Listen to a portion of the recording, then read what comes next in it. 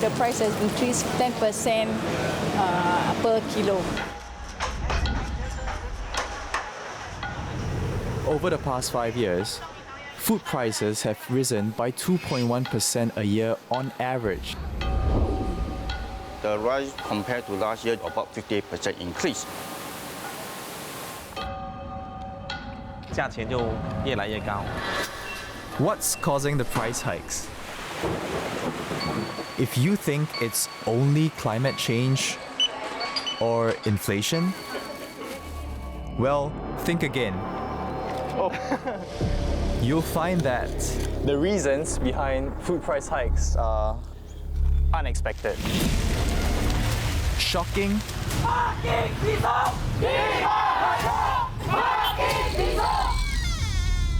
and scandalous. Untuk benih kerang yang dihantar ke negeri-negeri lain di luar kawasan Johor ni, mereka diberikan permit untuk menghantar, tetapi berdasarkan sifat tamak yang ada yang ingin menyudup ke kawasan Thailand.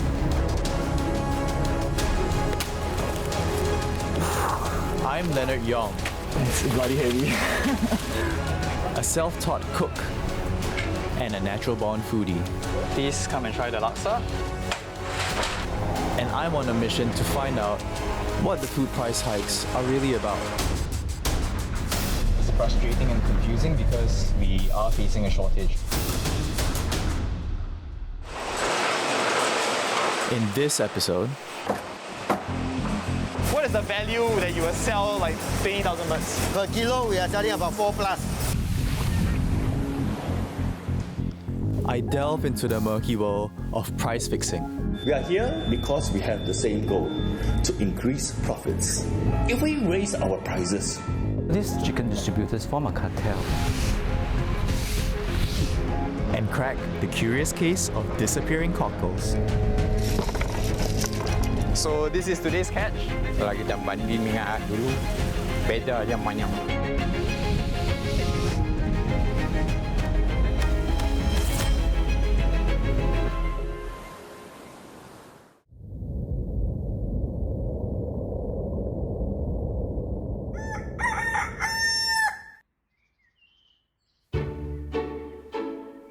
This is the most common bird in the world. Farm poultry comprises 70% of all birds on Earth, wild or captive. And that's because our appetite for them is insatiable.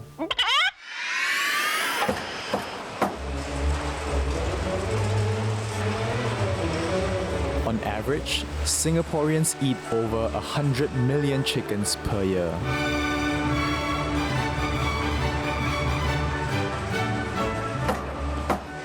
Far more than any other meat or seafood.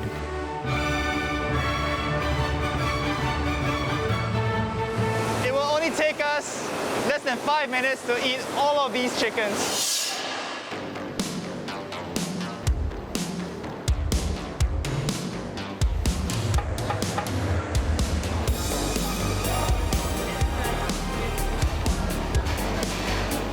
My favorite meat is chicken.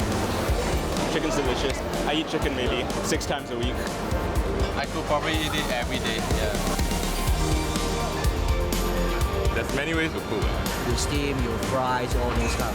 No chicken, I will feel sick.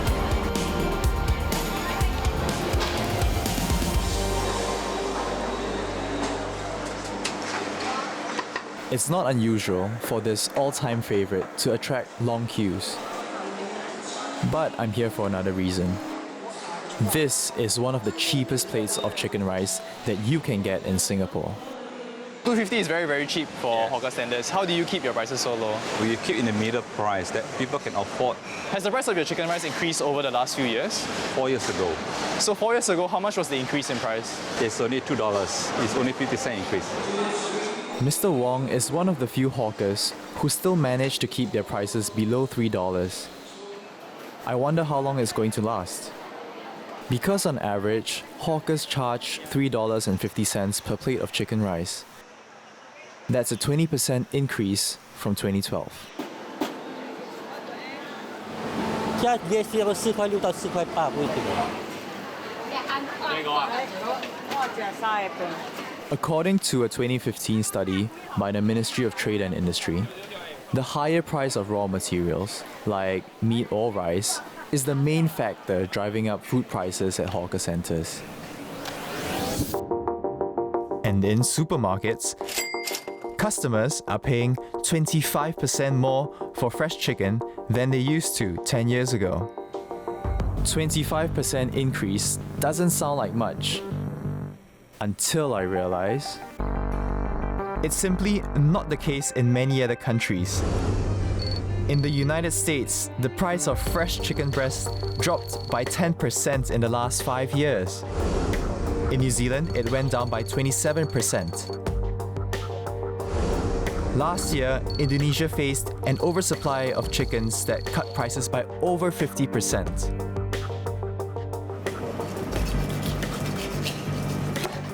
In Malaysia, where this one as well as many of the chickens we eat come from, their price has remained pretty stable too, spiking only during the holidays or in the event of an unexpected shortage. So chicken meat is not just cheap. In many places, it's getting even cheaper, just not in Singapore. I am starting from the very beginning, at the slaughterhouse. All live chickens we slaughter here come from across the causeway. Malaysia accounts for 40% of the chickens we eat. These, for instance, have just arrived from Johor. Morning, Mr. Ma. Good morning, Lennard. So how many chickens do we have today? 12,000. 12,000. Yes. Okay, should we go have a look? Sure.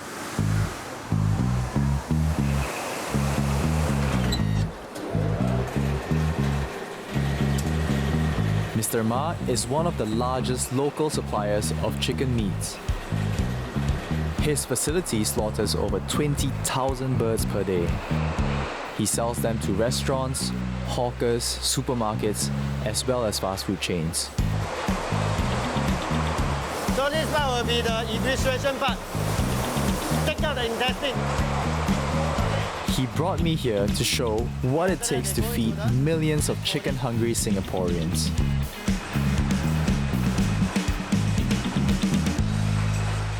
Out of this whole process, from the slaughtering to removing the guts to removing the feathers, how much does it cost on average per bird to process everything?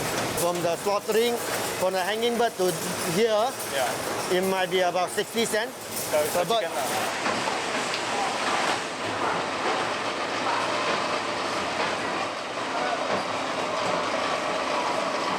When we talk about the rising cost of chicken over the last few years, what does that really reflect?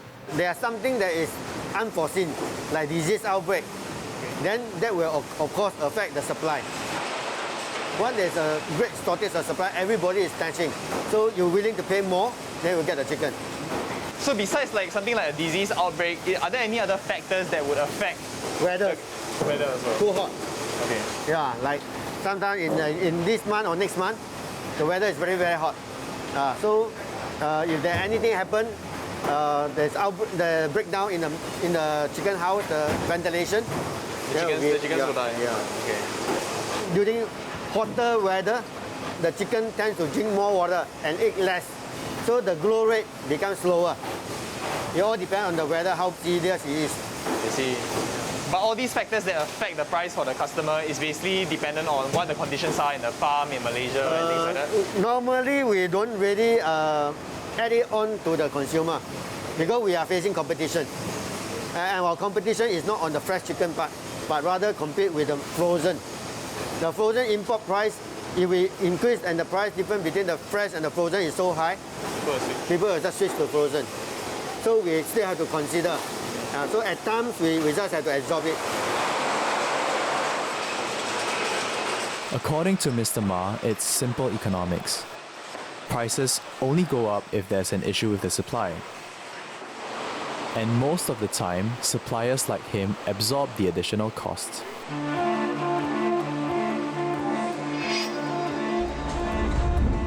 I'm perplexed. If suppliers are absorbing the costs, why have chicken prices been on a steady increase in Singapore? I've struggled to find an answer.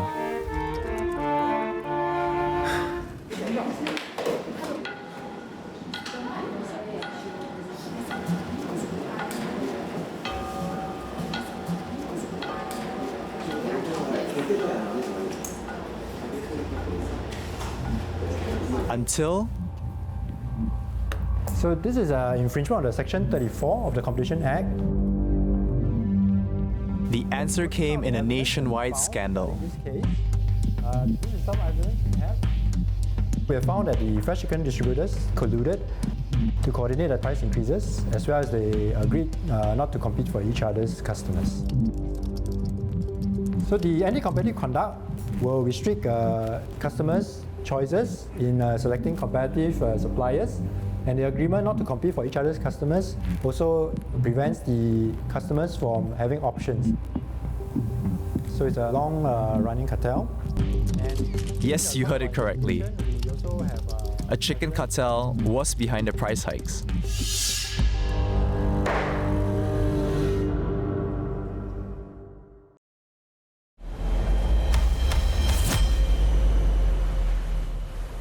We found that the parties' conduct, their collusion, had the object of preventing, restricting, and or distorting competition in Singapore. So essentially, fixing prices and agreeing not to compete for customers are actually among some of the most harmful types of anti-competitive behavior. The pricing decisions among the competitors are no longer independent, and in the end, the customers will have to pay more for the fresh chickens. Altogether, there are 13 parties. The infringing parties also made up a large share of the market. They actually have more than 90% market share, and altogether they have $500 million in total turnover.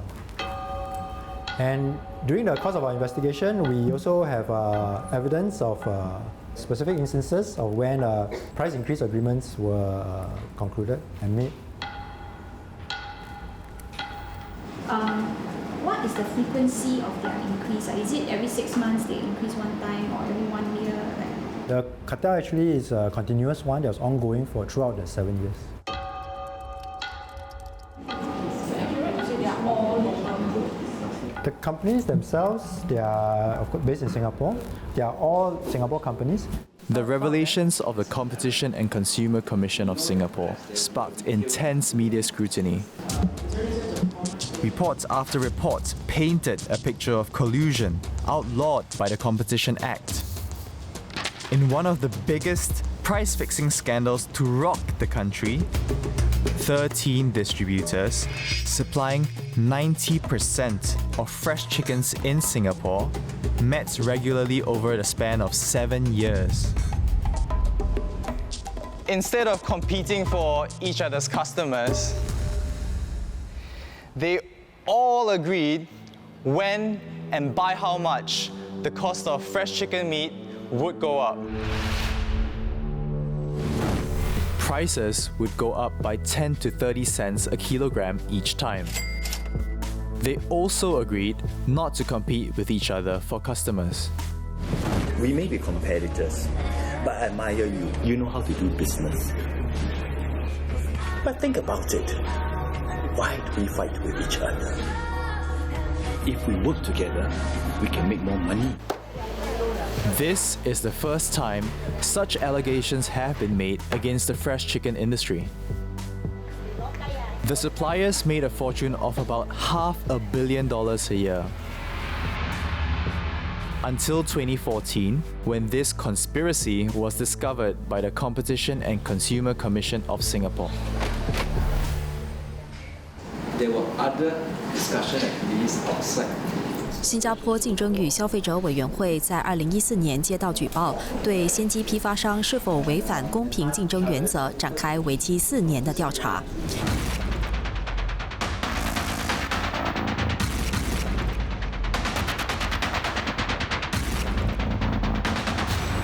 We have our own cartel detection screening. We identified that this poultry sector is one of the problematic area. Was followed by information that was provided by a secret complainant who gave us insider information, or if you want to call it a whistleblower. A cartel is a group of seemingly independent players whose goal is to increase their profits by means of price fixing or other restrictive practices. Price fixing is illegal in Singapore. Price fixing is a most harmful form of anti-competitive conduct because you're manipulating the price of a product, and the customer will definitely, because of the cartel in existence, not be able to get a lower price for the product. These distributors have increased prices for their customers, which is the supermarket and the hawker stores. Whether the price will be reflected downwards, downstream to the man in the street, that will be depend on other factors. So, have we been paying more than we should for chicken? I am meeting competition lawyer Kala Anandaraja.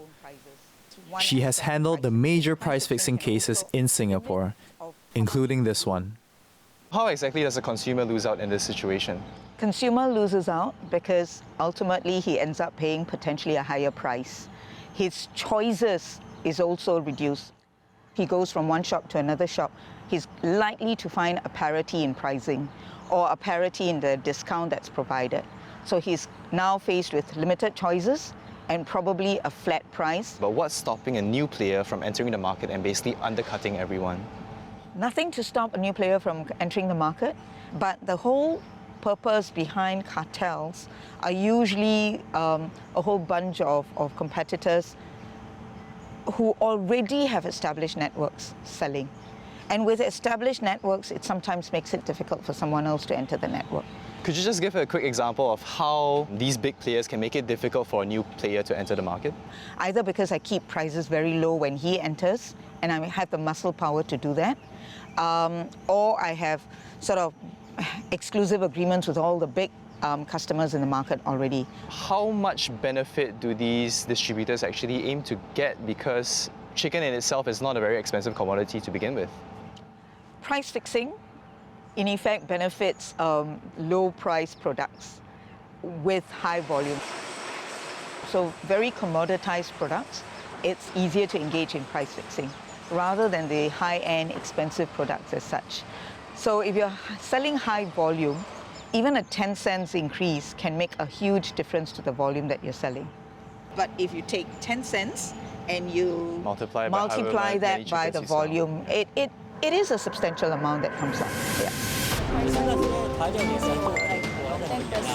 No wonder Singaporeans are outraged by the news of a chicken cartel. The penalty imposed on these 13 fresh chicken suppliers is about $27 million. This is the highest fine in the history of competition law in Singapore.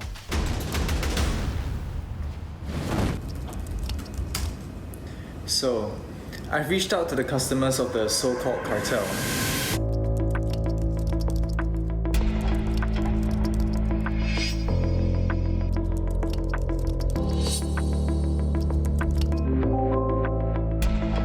To no avail. None of them want to acknowledge the fact that they've been buying overpriced chicken for so many years. This case made me realize just how little we know about what really happens behind the scenes in the food industry. It took 8 investigators and 4 years to resolve. But at least when it comes to chicken, our choices will no longer be limited by shady practices.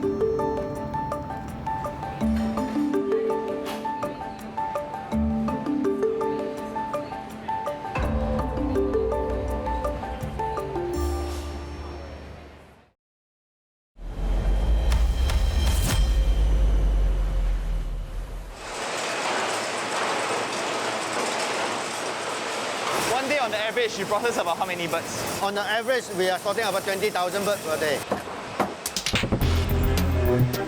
I've only just started my investigation into food price hikes.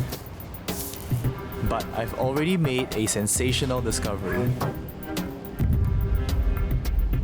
So we have found that the fresh chicken distributors colluded to coordinate their price increases.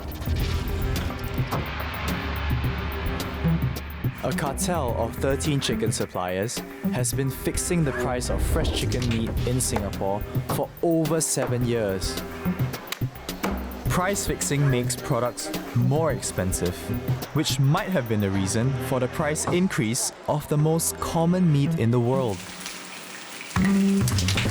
This revelation shook me up a bit, but it was only the beginning of outrageous discoveries.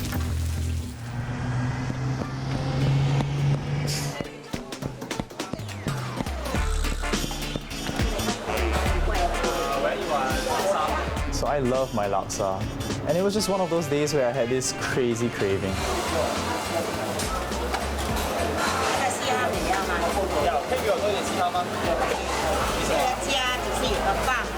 Okay, so I definitely wasn't expecting that. I mean, who skims on Cockles anyways? But it quickly went from surprising to suspicious.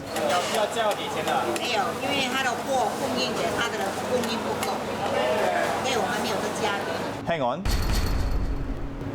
There's not enough Cockles?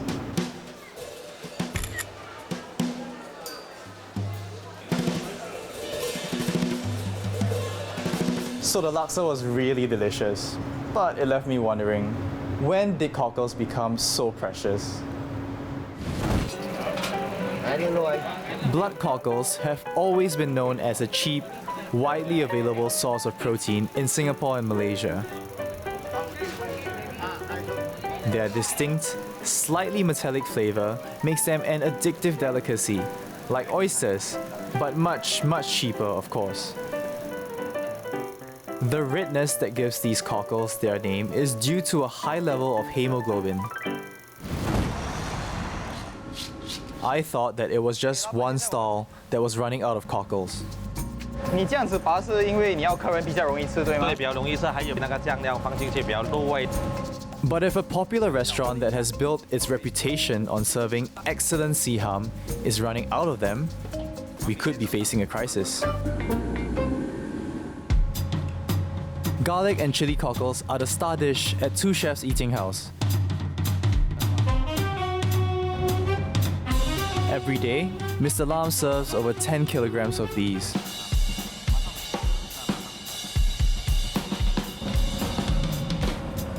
不用，其实不用用手很容易的这样放进去。哦 ，OK， 学老板吃。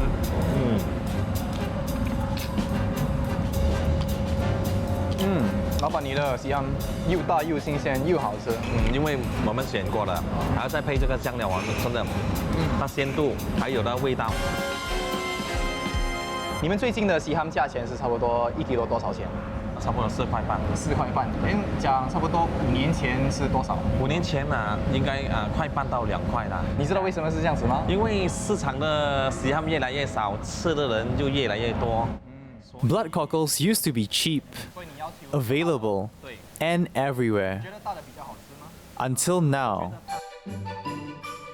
the price has gone up by double. And the reason? A dwindling supply of cockles. In 2014, Singapore imported 2,500 tons of cockles from Malaysia. Last year, it went down to 1,700 tons. I want to know what's causing this huge fall in supply.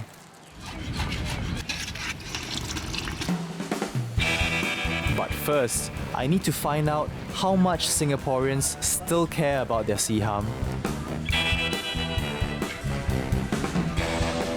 I've decided to test it by serving free food. Hey, we try the laksa. Wow, this is dig in. Yeah, have a spoon. Anyone can get a bowl, free of charge. But there's a catch. Smells good. So I'm going to give you this bowl of laksa and then I'm going to ask you if Trick there's questions. In order to earn their bowl of laksa, my customers had to guess what the missing ingredient was. So first impressions, do you find that there's any ingredient missing that stands out to you?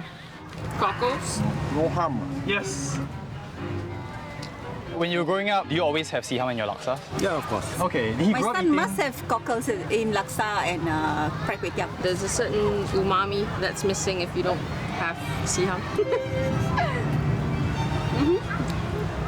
which some people really say without it it's not quite laksa, but I disagree. It's just the taste, the bloody taste.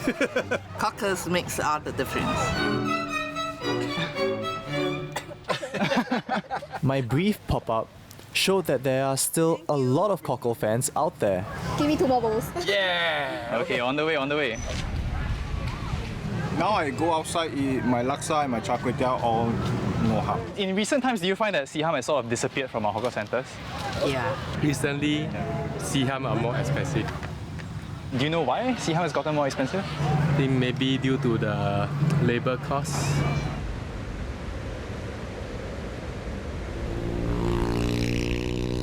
Cockles are something that we all sort of have grown up eating, and over the years they've kind of slowly disappeared, and it's something that we don't really even think about because it's not a core part of our Singapore diet. But what really did happen to Cockles, you know, and it's quite interesting to find out what happened. So I'm tracing it back to the source. Malaysia. It used to be a multi-million ringgit industry. The main cockle breeding states are Selangor, Perak, Johor and Penang.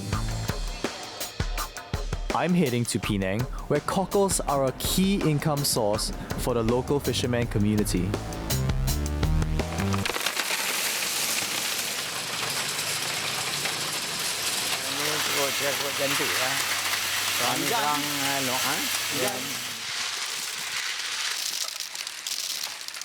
So this is today's catch? Inilah kerang pada tangkapan hari inilah. Ya, kalau kita yang kita boleh dapat banyak ni aja. Kalau kita banding dengan dulu, beza aja banyak lah kita. Mr. Halim has been catching cockles for 20 years, but nothing prepared him for this crisis. Daripada 2014 tu kita dapat 5 gundi satu orang. Dalam lebih kurang 50 kilo lah. Tapi apabila naik 2014 dah kurang banyak. Lebih kurang kita boleh dapat kalau yang rajin kurang-kurang habis bawah 20 kilo lah. 20 kilo sampai ke 50 kilo. Itu aja yang ada. Makna ketara sangat lah kita tengok kekurangan kerang tu buat masa sekarang ni kita. In 4 short years, he went from catching 250 kilograms to only 50 kilograms of cockles per day. So it sounds like business used to be a lot better in the past. Sekarang ni kalau nak ikut yang kekurangan ni, apa nama masalah dia ni apabila jadi jabatan. Yang kedua, air pun kadang-kadang macam kotok lah kita kata asid. Kadang-kadang air kelang tu dia lepas asid. Jadi pencemaran jadi ni. Itu kerang tak apa sesuai lah. Kadang-kadang dia punya apabila air di dalam tu dia tak jalan, tak laju. Jadi lumpur tu bertambah tinggi. Jadi mendak dah ni, yang kerang pun dia tak sesuai ataupun lumpur tebal. According to Mr. Halim, the construction of the second Penang Bridge disturbed the natural balance in the cockle habitat. Cockles live in the muddy seabed relatively close to the seashore. But because of the bridge, the water currents have changed and the mud had become too thick. The other sources of contamination are nearby factories that leak chemicals into the water. At its peak in 2005, Malaysia produced 100,000 tons of cockles for both local consumption and export. But only 16,000 tons were harvested in 2016. How has this affected your livelihood? Dalam masa 2014 tu kita boleh dapat sampai 3,000. Sampai 2,000 lebih lah, 3,000 lah kita. Tapi apabila sampai 2018 ni, kita telah menurun pendapatan kita dalam 1,000 lebih saja. Is this enough to survive? Mana ikut, kalau cukup tu memang tak boleh cukup lah. Kalau masalah duit ni kita pusing lah kita.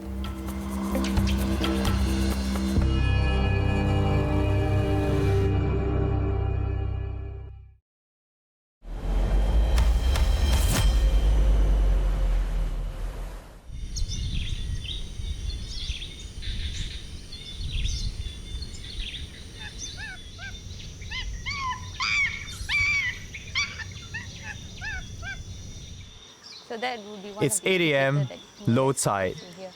The best time to visit the Cockles' natural habitat, according to marine researchers Nithya and Akila. Cockles spend their lives burrowing in mud not far from the shore. Oh my god. Okay, this is okay. Malaysia's coastline was once a fertile breeding ground for cockles, thanks to its muddy seabed and relatively slow current. I meant to like dig it into Fishermen were hauling up to 300 kilograms of cockles every day. Alright. So we're just trying to get to the base of this core, which is 10 cm deep, and it's not as easy as it looks. Can you feel the core? I think so. Yeah, once there, you just have to scoop it out.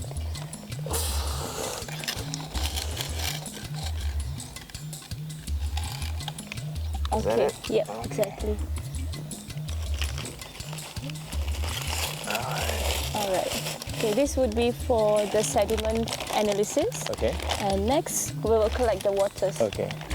So it's a sediment sample and a water sample. Yes, exactly. Today, cockles are dying off and at alarming rates. How much do we need? You just have to fill it up. And according to the fishermen, it's due to the increasing pollution of the waters.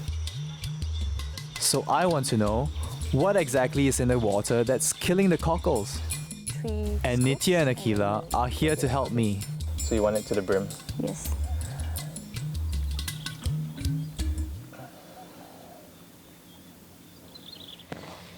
It's like... I actually can't get out.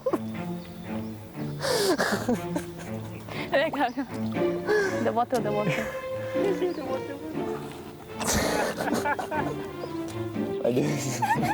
Wading through mud is not my favorite pastime. And I soon discover I'm not very good at it either. Huge mistake.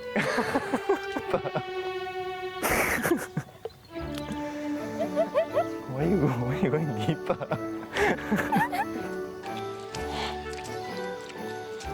But it was worth it. We got what we came for.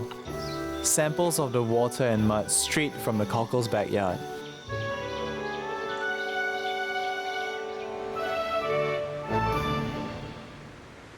Can you just briefly explain what we're going to be doing? Okay, well, what we are doing here now is we have to create a reference curve first before we start out with our sample.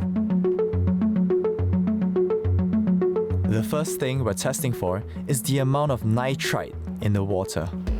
Once here, we will add the 2 dyes.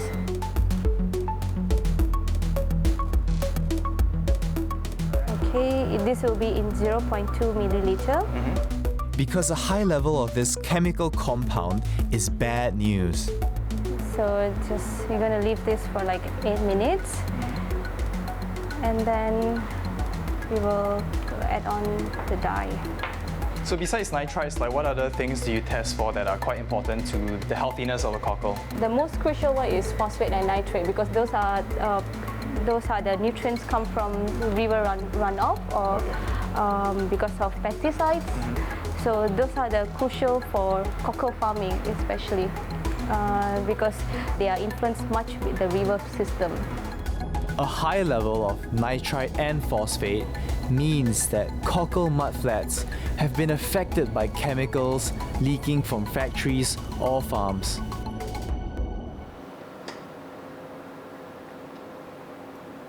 So is there like a timer or a countdown, or is it just the beeping? Yeah, once you hear the beep, that means we are good to measure our sample. Okay.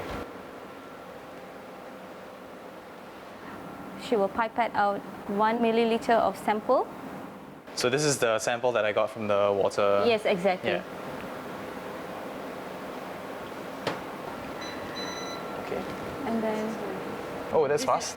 This absorption level indicates that the nitrate level in the seawater that we collected is pretty high. So more nitrites is bad news? Yes, exactly.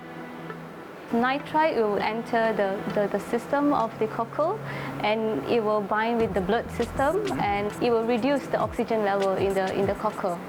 So that's how they will suffocate and it will cause mortality. So do you know how the cockle population has been affected in the last few years? Statistic results we got from the ministries, it has showed there's over of 80% of decrease in the cockle production in Malaysia. The researchers are still working on identifying the main culprits behind impurities in the water. But many studies trace it back to the agricultural pesticides and waste coming from industrial and construction sites. Over the past 3 decades, Penang has transformed itself into a tourism paradise and a manufacturing hub. There are 6 industrial parks and about 3,000 manufacturing companies across the island, many built in the last 20 years.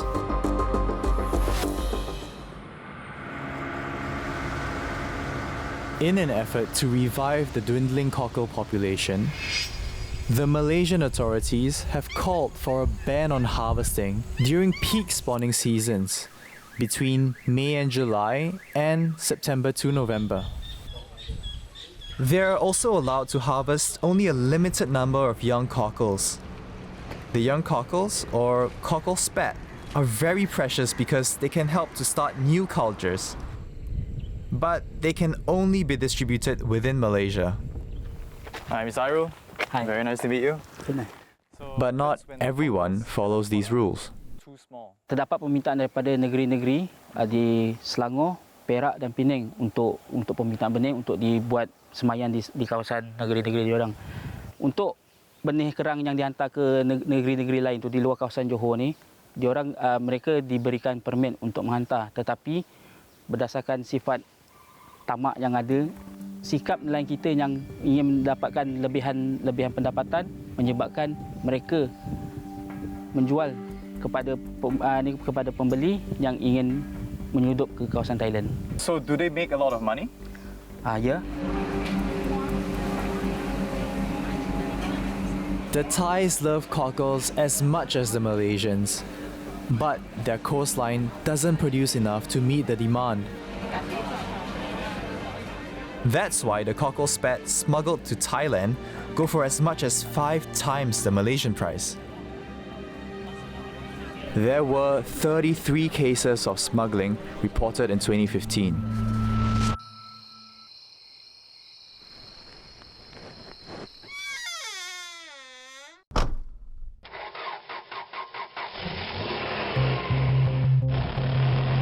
I found out from Mr. Hairul, the Fisherman Association manager from Pontian, how the smuggling is done. Upon catching them, the little baby cockles are thrown into cans or gunny sacks, then stashed in lorries, usually under other more legitimate cargo.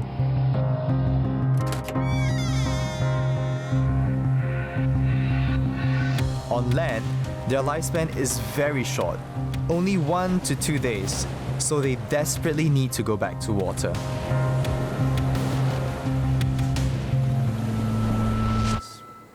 This size, about 33 mm to 40 mm. According to Dr. Hazli Harith from the Fisheries Research Institute, over-harvesting of baby cockles makes it even harder for the entire population to recover. How long will it take to grow to like a mature size like this? It's about 2.5 years. Basically, their lifespan is about 3 years. And this one is about 2 months old. And this one is about 2 years.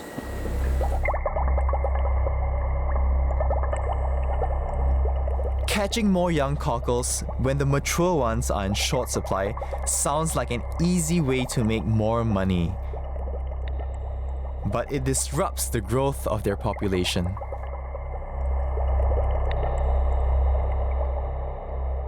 If we cut the process of reproductive cycle of cockle from this spat, about 1 mm to 3 mm, we are promoting the shortage of cockle in the environment. So how do you convince the farmers not to harvest cockles that are too small?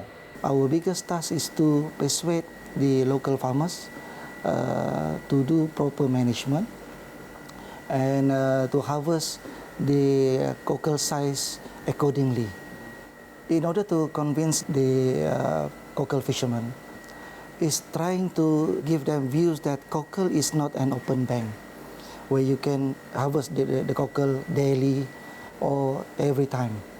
Smugglers face a 2-year prison sentence or a fine of over $20,000. What else can be done to help the cockle population bounce back? Produce sperm. Okay, I am on a boat right here with Dr. Eileen.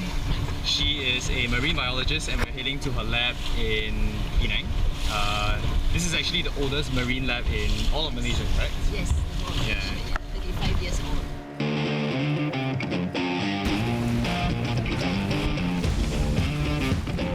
Dr. Eileen Tan, like most Malaysians, can't imagine her char kway teow without cockles. But her passion reaches beyond the plate of food. She's on a mission to save them. She wants to breed cockles in a fully controlled environment. It would reduce the danger of contamination and overharvesting. It's very, very fine. Basically, it feels like sand. This is where cockles are originally been cultured. Sure. I'm trying to find other ways to culture cockles rather than in the natural site, which is now considered as polluted. So maybe introduce cleaner or bigger size sediment for them to be attached to. Okay. So if you look at here, the first one is the control. It's actually collected from the farm, the actual site where cockles been harvested. So this is what it would be like in the wild, basically. Yes.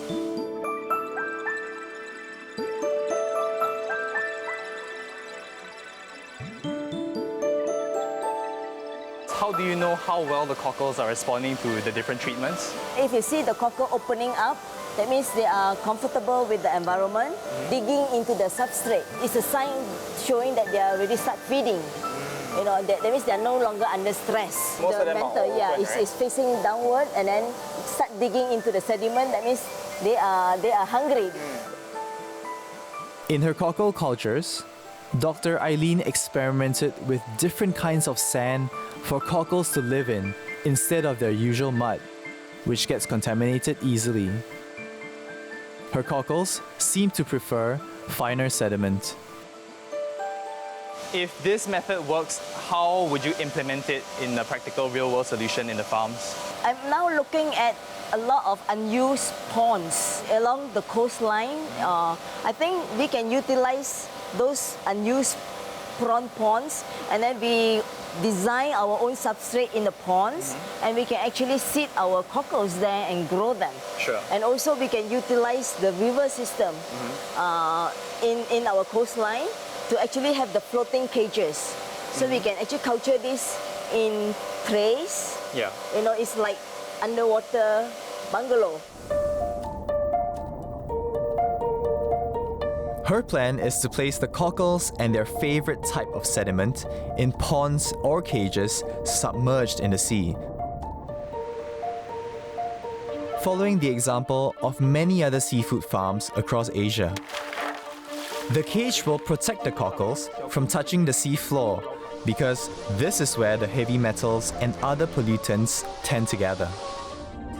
According to Dr. Eileen, this method will guarantee healthier cockles and reduce their mortality rate. So do you think that this method might help the cockle population recover? Our water is not going to get better. Captured fishes is all not making money anymore. Sure. You know, so aquaculture is the answer now. Sure. So this is the beginning of aquaculture of cockles. Desperate times. Yeah. So we need the cockle back desperately. Farming seafood in a controlled environment is probably the only way to save our cockles. I realize that their demise is yet another example of the profound impact of human development on the environment. The days of cheap and ubiquitous cockles seem to be over, at least for now.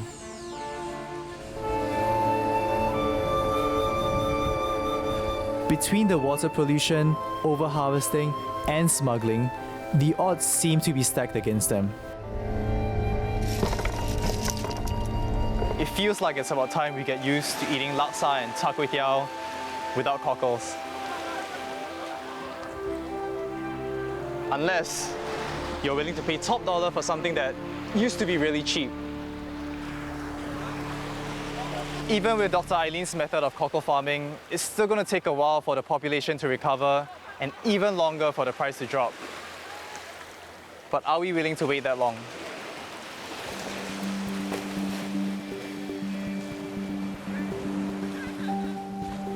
But we may not have a choice.